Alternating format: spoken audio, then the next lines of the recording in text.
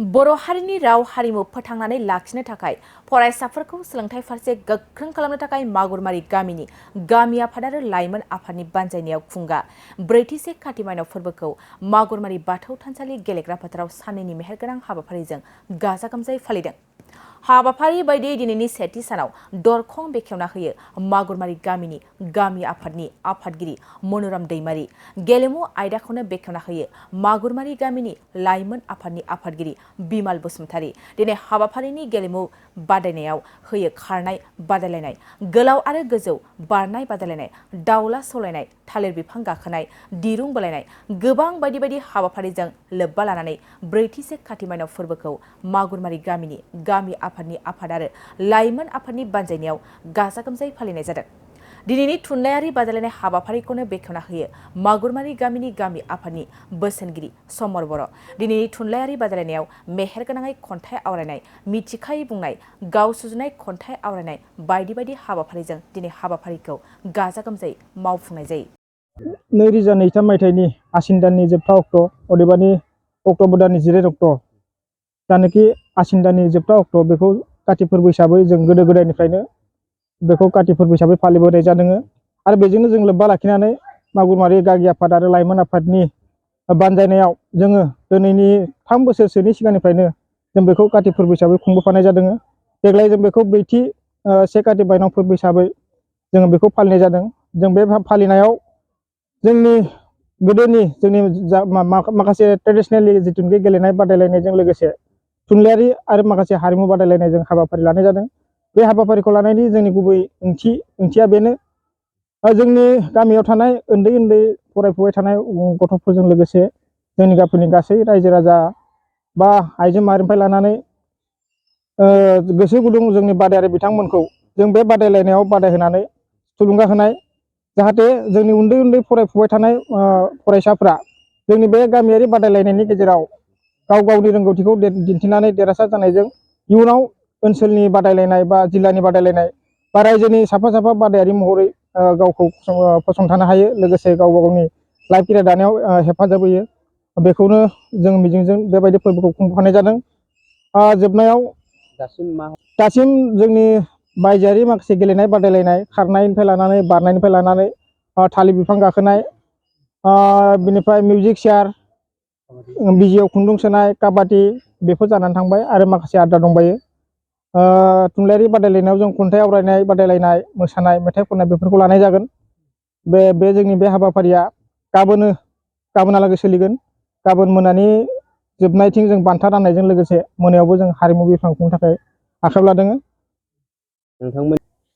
बेनो जोंनि बे हाबाफारि लानायनि गुबै थांखिया जोंनि गामियाव थानाय उन्दै उन्दै जिथुनिखि फरायफुबाय थानाय फरायसाफोर बिसोरखौ जोङो बेबायदि बादायलायनायाव बादायहोनानै बिसोरखौ जों गोसो थुलुंगा होनाय, लोगोसे इयुनाव साफा साफा गावबा गावनि रोंगौथिखौ जाहाथे गोजौ लेभेलाव दिन्थिफुंनो हायो बेखौनो जों खाबु होनाय। नैबे बड'लेण्ड बुब्लि रादाब नायगिरि नोंथांमोनखौ साबायखर बावनायजों लोगोसे बे रादाबनि गासै नायगिरि बिथांमोनखौ से काति माइनाव फोरबोनि मुङाव मागुरमारि गामि गागि आफाद आरो लाइमोन आफादनि जानानै बयनिसिमबो से काति माइनाव फोरबोनि गाहाम हामलायनायखौ बावहरनानै दिनैनि सुंदोब फोरमायनायखौ एसेयावनो फोजोबबाय। आङो दिनै बड'लेण्ड बुब्लि रादाब बुथुमगिरि बिथांमोननिसिम आंनि गोसो गोरबोनिफ्राय साबायखर बावग्रोबाय। बिनि उनाव आङो दिनै बे मागुरमारि गामियाव से कातिखौ लोब्बा लानानै माइनाव खेराइनाय फोरबोखौ लोब्बा लानानै दिनै जोंहा आसिन दाननि जोबथा बे 30 अक्ट' बे 30 अक्ट'नि बे गोथार सानाव जोङो दिनै लाइमोन आफाद आरो मागुरमारि गामिनि गागि आफादनि दैदेननायाव जि मोनसे गेलेमु आरो हारिमु दिन्थिफुंनो आखायाव लादों। जिहेतु बे दिन्थिफुंनायखौ जाहाथे आङो गिबियावनो मोजाङै मोजां सोलिनो हागोन बा सोलिलांगोन होननानै आं आसा खालामदों। जिहेतु बेवहाय जोंहा दिनै गोबां आयदाफोर दङ। बे आयदानि गेजेराव जोङो दिनै थांनाय फुंनि 6 रिंगा 30 बाजिनिफ्रायनो जोङो आयदाखौ सोलिबोगासिनो दङ। बे आयदा हिसाबै जोंहा गिबियाव जोङो दैदेनगिरिफोरनि दैदेननायनि हेफाजाबाव जोङो दासिम बिदिनो थांफै ब्लां खेवनाय आरो बिदिनो उन्दै उन्दै गथ'फोर आरो बैसोगोराफोरनि थाखाय खारनाय बारनाय आरो बिदिनो उन्दै उन्दै गथ'फोरनि थाखाय दावला सौलायनाय लोगोसे आइजोफोरनिबो बिदिनो बिजियाव खुन्दुं सोनाय सियार सेख'लायनाय बिदि दै बोरि बेफोरबायदि गोबां आयदानि खेलाखौ जोङो बारहोबाय आरो बिनि उनाव दा जोंहा गोबां आयदाफोर दंबावो आसा खालामदों बे आयदाफोरा जाहाथे लासै लासैनो मोजाङै मोजां जाफुंलांगोन आरो बेवहाय बेफोरबायदि गेलेनाय हारिमु आयदा लानायनि जोंनि गुबै थांखियानो जाहैबाय जाहाथे जोंनि गामिया गोबां बिथोराव थानाय गामि बेखायनो जे उन्दै उन्दै गथ' जाखांफुनाय लाइमोन गथ'फोरा जाहाथे इयुनाव मोनसे साहस आरो मोनसे गियान बेखौ जोङो बारायनानै इयुनाव जाहाथे गावखौनो गाव